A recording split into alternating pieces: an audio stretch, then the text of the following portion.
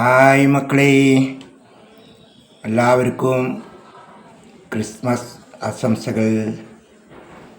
അപ്പോൾ കഞ്ഞി കുടിക്കുക, രാവിലത്തെ കഞ്ഞി. അപ്പോൾ പുളിക്കറി പരിപ്പിട്ടിട്ട് കുറച്ച് കഷ്ടത്തിൽ നിന്ന് ഓരോന്നെടുത്തിട്ട് പുളി പിഴിഞ്ഞ് പുളിക്കറി വറുത്തിട്ടുക, തേങ്ങ നിറയ്ക്കാതെ. പിന്നെ പപ്പടം, പിന്നെ നമ്മുടെ കായും ഉണക്കപ്പയറും ഉപ്പേരി. ഈ കായ നല്ല രസമാണ് കേട്ടോ. നമ്മൾ വിചാരിക്കും ബജിക്ക് മാത്രമേ പറ്റുള്ളൂ എന്ന്. ഒരിക്കലും ഉപ്പേരി വെച്ച് നോക്കിയാൽ സൂപ്പറാണ്, പഞ്ഞി പോലെ ഇരിക്കും.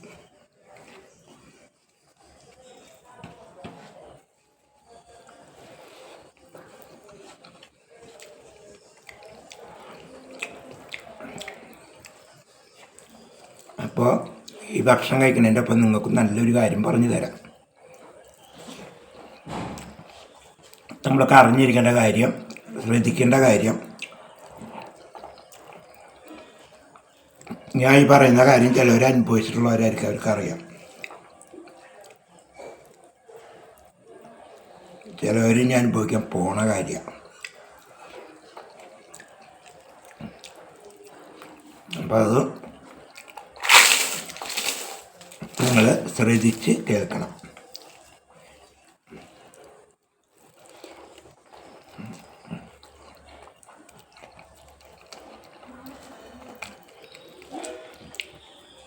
അതായത് ഞാൻ പറയണത് എന്താന്ന് വെച്ചാൽ,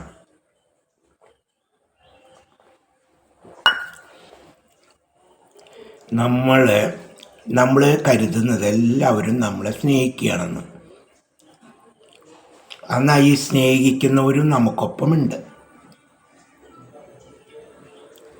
എന്നാൽ ചില മനുഷ്യരെങ്ങനെയാ വെച്ചാൽ മറ്റുള്ള കുടുംബങ്ങൾ നിരന്തരം നശിപ്പിച്ചുകൊണ്ടിരിക്കുക, അതിൽ രസം കണ്ടെത്തുക. അങ്ങനെ കുറച്ച് മനുഷ്യരുണ്ട് നമുക്കെല്ലാവർക്കിടയിലും. സ്ത്രീയായിരിക്കാം, പുരുഷനാവാം, രണ്ടാളും വ്യത്യാസമില്ല. മറ്റുള്ളവരുടെ കുടുംബം തകർക്കാൻ ചില പുരുഷന്മാർക്കും ചില സ്ത്രീകൾക്കും വളരെ താല്പര്യമാണ്. അപ്പം അങ്ങനെയുള്ള ആ വിഷജന്തുക്കൾ നമ്മളുടെ കൂടെ ഉണ്ടെങ്കിൽ നമ്മളത് തിരിച്ചറിയണം. ഇല്ലെങ്കിൽ നമ്മൾ വില കൊടുക്കേണ്ടി വരും. നമ്മുടെ ജീവിതം തകർന്ന് ആരുമില്ലാത്ത അവസ്ഥയിൽ നമുക്ക് നിൽക്കേണ്ടതായി വരും. അപ്പം അതിൻ്റെ കാര്യമാണ് ഞാൻ പറയുന്നത്. നമ്മുടെ പൊട്ട സമയത്ത് ഇതുപോലുള്ള ഇങ്ങനെയുള്ള ഒരു സ്നേഹം നടിച്ച് ഉള്ളവർ നമ്മളിൽ വന്നു ചേരും. ചിലപ്പോൾ നമ്മളെവിടെയെങ്കിലും വിരുന്നിന് പോയി എടുത്തു വെച്ചിട്ടായിരിക്കാം, അല്ലെങ്കിൽ നമ്മൾ വഴിയാത്രയിലായിരിക്കാം, അല്ലെങ്കിൽ നമ്മൾ ഏതെങ്കിലും ആരാധനാലയത്തിൽ വെച്ചിട്ടായിരിക്കാം. ഇത്തരത്തിലുള്ള കൂട്ടുകാരായി നമ്മൾ പരിചയമാവും. കൂട്ടുകാരെന്ന് പറയാൻ പറ്റില്ല ഇവരൊന്നും. അപ്പം പരിചയമാവും. വീട് എവിടെയാണ്, നാട് എവിടെയാണ്, ഇതൊക്കെ അങ്ങോട്ടും ഇങ്ങോട്ടും പറയും. നമ്മുടെ നമ്പർ മേടിക്കും, അവരുടെ നമ്മൾ മേടിക്കും. അങ്ങനെ ഈ കൂട്ടിൽ നമ്മളോടിക്ക് വരും, വിളിച്ചിട്ട് ഞാൻ അങ്ങോട്ട് വരുന്നുണ്ട്, ഞാൻ ഇവിടെ വന്നിട്ടേ അടുത്ത്, അപ്പം അങ്ങോട്ട് വരുന്നുണ്ട്. അവർ വരും, നമ്മൾ ഭക്ഷണം കൊടുക്കും, കളിക്കും, ചെറിക്കും. ഇതൊക്കെ ഉണ്ടെങ്കിലും അവർ ആകെ വീക്ഷിക്കുന്നുണ്ടാവും. വീക്ഷണം അങ്ങനെ നടത്തുക. നമ്മളോട് ആരൊക്കെയാണ് സ്നേഹത്തോടു കൂടി നിൽക്കുന്നത്, അയൽക്കാരെങ്ങനെയാണ്, വീട്ടുകാരെങ്ങനെയാണ്, ആരൊക്കെ നമുക്ക് അനുകൂലമായി നിൽക്കുന്നുണ്ട്, ആരൊക്കെ നമുക്ക് അനുകൂലമല്ലാതെ നിൽക്കുന്നുണ്ട്, ഇതൊക്കെ ഇവരിങ്ങനെ ശ്രദ്ധിച്ച് മനസ്സിലാക്കും. കാരണം അവരുടെ ജോലിക്കാണ് അവർ വന്നിക്കണം. നമ്മൾ അതിഥിയെ സ്വീകരിച്ച സന്തോഷത്തിലാണെങ്കിൽ അവർ ഇതെങ്ങനെ തകർക്കണം, ഈ കുടുംബം എങ്ങനെ ഇല്ലാണ്ടാക്കണം എന്ന് ചിന്തനയോട് കൂടിയിട്ട് ജോലി എടുക്കുകയാണ് അവരിവിടെ വന്നിട്ട്. അങ്ങനെ നമ്മളറിയാതെ എല്ലാവരും നമ്പർ ഒരു കയ്യിലാക്കും. നമുക്കൊപ്പം സ്നേഹിച്ച് നിൽക്കുന്നവരും കാലങ്ങളായിട്ട് നമുക്കൊപ്പം നിൽക്കുന്നവരും കൂടപ്പറപ്പുകളും അയൽക്കാരും ഇവരെയൊക്കെ നമ്പർ ഇവർ സ്വീകരിക്കും.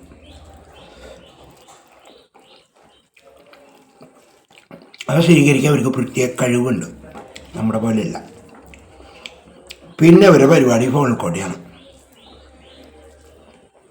നമ്മളെ കുറിച്ച് എങ്ങനെയുണ്ട്, ഏതുണ്ട്, ഇതൊക്കെ ചോദ്യമായി അങ്ങനെ അങ്ങോട്ടും ഇങ്ങോട്ടും കുറേ കാലം തട്ടിക്കൊട്ടി നടക്കുവരും.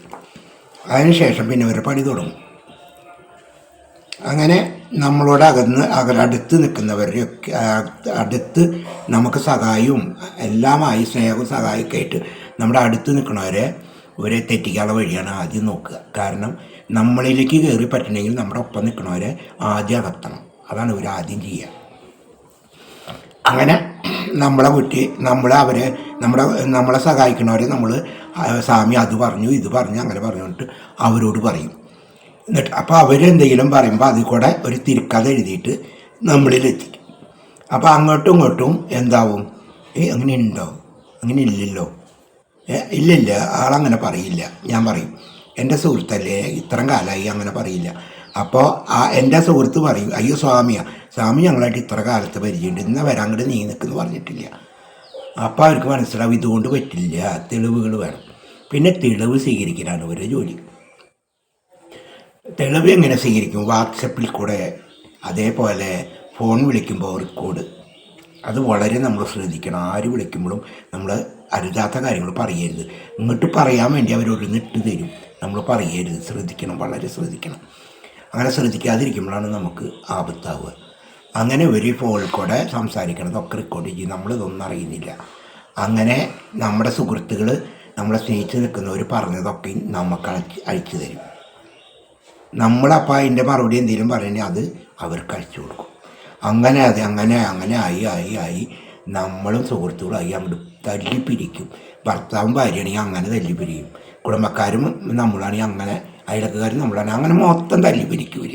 ഈ വക പരിപാടിയിൽ കൂടെ തല്ലിപ്പിരിക്കും. അതിൽ ആനന്ദം കണ്ടെത്തും ഇവർ. അങ്ങനെ ആനന്ദം കണ്ടെത്തിയിട്ട് ഇവർ മാത്രമേ നമ്മളെ സ്നേഹിക്കുന്നവരുള്ളൂ എന്ന് വരുത്തിയിട്ട് നമ്മളിലേക്ക് കയറി പറ്റും. എന്നിട്ട് എന്താ, ഉറുമ്പിനെ പോലെ പഞ്ചാര തിന്ന് നമ്മളിലുള്ളതെല്ലാം ഊറ്റി കുടിച്ച അവസാനം നമ്മളെ എന്ത് ചെയ്യും? തല്ലാനും പറ്റില്ല, കൊല്ലാനും പറ്റില്ല എന്നുള്ള അവസ്ഥയിൽ എല്ലാവരും വെറുപ്പിച്ച് ഒന്നല്ലാത്ത അവസ്ഥയിൽ നമ്മളെക്കുറിച്ച് ചീത്ത അഭിപ്രായങ്ങൾ പറഞ്ഞ് നടന്ന് നമ്മുടെ ജീവിതം കൊട്ടിച്ചോറാക്കും. അതുകൊണ്ട് ഈ വക വിഷജന്തുക്കൾ നമ്മൾ അറിഞ്ഞു കഴിഞ്ഞാൽ ഒരു കയ്യകലം നിർത്തി നമ്മൾ അവരെ ആയിട്ട് ബന്ധം പുലർത്തുക, അല്ലെങ്കിൽ തീരെ അവരായിട്ട് ബന്ധം വേണ്ട എന്ന് നമ്മൾ നിശ്ചയിക്കണം കേട്ടോ. അതിൻ്റെ അർത്ഥം ഒരാൾ നമ്മളെ സ്നേഹിക്കാൻ വരുമ്പോൾ അത് ഏതാണെന്ന് നമുക്കറിയില്ല. നമ്മളാദ്യം ഒരു കയ്യെ പഴുത് നമ്മളെല്ലാവരും നിർത്തുക, എന്നിട്ട് മനസ്സിലാക്കുക എങ്ങനെയാണ് ഈ വ്യക്തികളെന്ന്. എന്നിട്ടൊക്കെ നമ്മുടെ മനസ്സ് കൊടുക്കാൻ പാടുള്ളൂ, അല്ലെങ്കിൽ നമ്മൾ ദുഃഖപ്പെടേണ്ടി വരും. അപ്പോൾ ഇതൊക്കെയാണ് എനിക്ക് നിങ്ങളോട് പറയാനുള്ളത്. അപ്പോൾ ഇതൊക്കെ നിങ്ങൾ വളരെയധികം ശ്രദ്ധിച്ചാൽ എന്താ, നമുക്ക് നമ്മുടെ ജീവിതം ഭദ്രമായി മുന്നോട്ട് കൊണ്ടുപോകാൻ പറ്റും. ശാന്തി സമാധാനം ഉണ്ടാവും. ഇതാണ്ട